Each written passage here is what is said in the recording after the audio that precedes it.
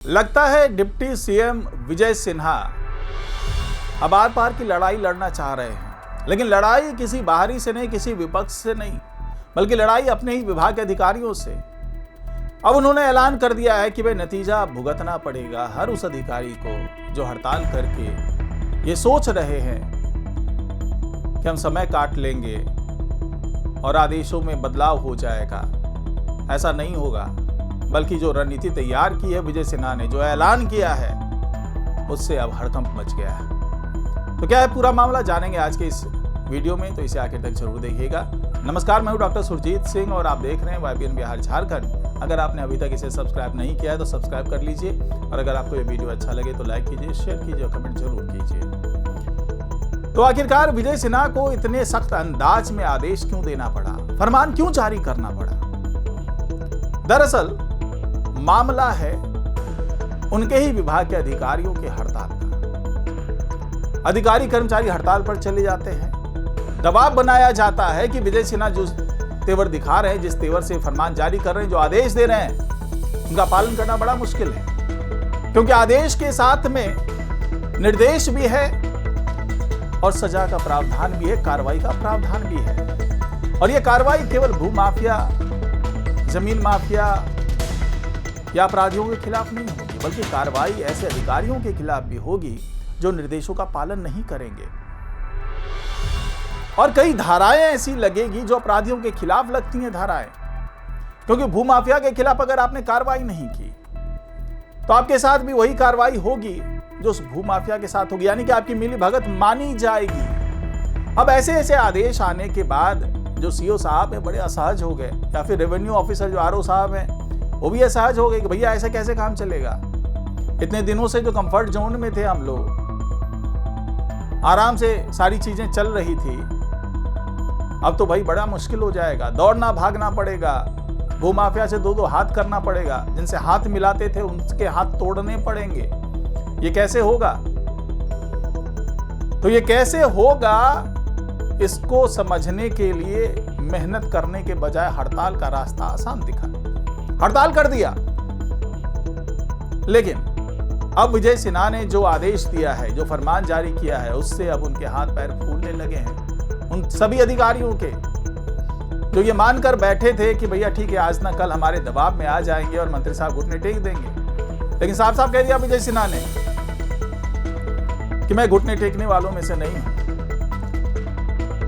और कल भी एनडीए की सरकार थी, आज भी एनडीए की सरकार है और आने वाले कल में भी एनडीए की सरकार रहेगी। इसलिए ये भूल जाए तमाम अधिकारी, हड़ताल पे बैठे हुए कर्मचारी, कि उनको कोई रियायत मिल जाएगी, उनको कोई राहत मिल जाएगी, बल्कि ये डंडा ऐसे ही चलेगा। समय रहते सुधर जाएं, नहीं तो एक एक दिन मैं गिन रहा हूं कौन कितने दिन हड़ताल पर है, तो क्या इस ड्यूरेशन की सैलरी काट ली जाएगी या कार्रवाई की जाएगी? क्योंकि पहले ऐलान किया था विजय सिन्हा ने कि सारी जो सरकारी सुविधाएं हैं वो हड़ताल कर्मियों की वापस ले ली जाएगी। कोई सरकारी वाहन नहीं, कोई सरकारी सुविधा नहीं, कोई सरकारी क्वार्टर नहीं। अगर आप हड़ताल ही करना चाह रहे हैं तो हड़ताल कीजिए, लेकिन कार्रवाई तो होगी। अब विजय सिन्हा ने कहा है कि देखिए, समय रहते आप लोग मान जाइए, किसी भी सूरत में मैं जो ये 40 लाख परिमार्जन का काम है, जो म्यूटेशन आप कह सकते हैं, म्यूटेशन से जुड़ी हुई सारी चीजें हैं, तो ये जो 40 लाख परिमार्जन का काम है, 6 लाख जमीन विवाद से जुड़ा हुआ मामला है, इसको रिजॉल्व तो करना पड़ेगा। आप ये कह करके पल्ला नहीं झाड़ सकते कि बहुत ढेर सारे मामले, भैया इसको कैसे रिजॉल्व करें, कैसे इसका सॉल्यूशन लेकर के आए और समयबद्ध कैसे दें सॉल्यूशन। क्योंकि विजय सिन्हा ने पहले कहा हुआ था कि समयबद्ध सॉल्यूशन आपको देना ही होगा, अगर नहीं देंगे तो आपके खिलाफ अनुशासनात्मक कार्रवाई हो सकती है, सरकारी कार्य में लापरवाही करने का मामला दर्ज हो सकता है।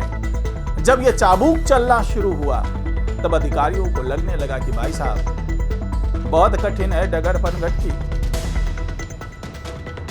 लेकिन ये इरादे जो विजय सिन्हा के हैं, और खास तौर से इस मामले में उन्होंने साफ कर दिया है, अपना रवैया साफ कर दिया, अपने तेवर साफ कर दिए हैं कि इसमें किसी तरीके से नरमी नहीं आने वाली है। अगर अधिकारी ये मानकर बैठे हैं कि ठीक है भैया, जैसा पहले चल रहा था वैसा ही चल जाएगा, हो सकता है कि भाई दबाव के कारण मंत्री साहब मान जाएं, हो सकता है कि दबाव के कारण समय हमें मिल जाए, लेकिन ऐसा कुछ भी नहीं हो रहा, क्योंकि इससे पहले भी विजय सिन्हा ने कह दिया कि कोई भी बिचौलिया, दलाल या फिर किसी तरह का मुंशी अगर चाहेगा सी ऑफिस में आकर के, जैसा पहले से चल रहा था कि बाबुओं के जेब गर्म किए जा रहे थे, अधिकारियों तक रिश्वत के पैसे पहुंच रहे थे, ये आरोप लगे। कई जन सुनवाई, जन संवाद के दौरान डिप्टी सीएम के पास इस तरह की शिकायतें आई कि ये जो राजस्व विभाग के हैं, जो भूमि सुधार विभाग के हैं, उस तमाम बाबू, तमाम अधिकारी जो है बिना रिश्वत लिए हुए काम नहीं करते और जानबूझ करके वो अटकाते हैं। और जो बाहर बैठे हुए दलाल होते हैं, ऑफिस के बाहर बिचौलिए होते हैं, मुंशी होते हैं, वो ऐसे पीड़ित लोगों से पैसों की बात करते हैं और उनका काम करवा देते हैं, क्योंकि जो व्यक्ति बाबुओं के चक्कर पे चक्कर लगा रहा होता है, उसका काम नहीं हो रहा होता है, तो ये दलाल, बिचौलिए, मुंशी लोग पलक झपकते वो काम निकाल जाते हैं। जाहिर सी बात है, उसे ये बात समझ में आती है कि दस्तावेजों की कमी नहीं होती है। जिस तरीके से बाबू लोग दस्तावेजों का बहाना बना करके, लंबित मामला होने का बहाना बना करके लोगों को, पीड़ितों को दौड़ाते रहते हैं, साल दर साल चक्कर लगाते रहते हैं, टेबल दर टेबल ये लोग जाते रहते हैं, लेकिन उनका काम नहीं होता है। लेकिन जैसे ही सेवा अर्पण कर दिया बिचौलियों के पास, मुंशियों के पास, दलालों के पास, तो उस सेवा का एक हिस्सा जो है अंदर पहुंच जाता है, अधिकारियों के पास पहुंच जाता है,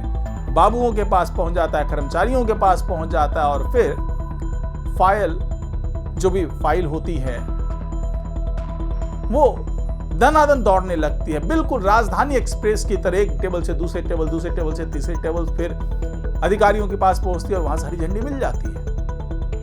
यानी कि जिस काम के लिए साल दर साल लोग चक्कर लगा रहे थे, महीनों हो जाते हैं सॉल्यूशन पाने में, समाधान पाने में, वही फाइल कुछ चढ़ावत चढ़ाते ही दनादन कुछ दिनों के अंदर में क्लियर हो जाती है, सारी चीजें जो है वो सामने आ जाती है। तो इस तरह की जो तमाम शिकायतें आ रही थी, उस पर ही गंभीरता के साथ में डिप्टी सीएम विजय सिन्हा ने कार्रवाई की और सभी अधिकारियों को, राजस्व विभाग, भूमि सुधार विभाग जो है, टाइट करना शुरू किया। सीओ से लेकर आरओ तक, सब तक फरमान पहुंचना शुरू किया। हड़कंप मचा, घबराहट हुई, रास्ता निकालने के लिए एक सामने दशकों पुराना एक सॉल्यूशन था, और वो था हड़ताल। जहां कुछ समझ में ना आए, जहां पर आप दबाव बनाने की हर तिकड़म फेल हो जाए, तो फिर हड़ताल कर दो जी। हड़ताल करके सारे सॉल्यूशन मिल जाएंगे, दबाव बन जाएगा, सरकार झुक जाएगी, मंत्री जी घुटने पे आ जाएंगे। लेकिन इस बार होता हुआ नजर नहीं आ रहा। डिप्टी सीएम ने साफ कर दिया है कि कोई इस मुगालते में है तो बाज आए, क्योंकि ऐसा कुछ नहीं होने वाला है और मैं कार्रवाई तो करूंगा, और समयबद्ध कार्रवाई होगी, और समयबद्ध मुझे समाधान चाहिए। तो देखते हैं आने वाले दिनों में क्या होता है। फिलहाल आज की रिपोर्ट में इतना ही। नमस्कार।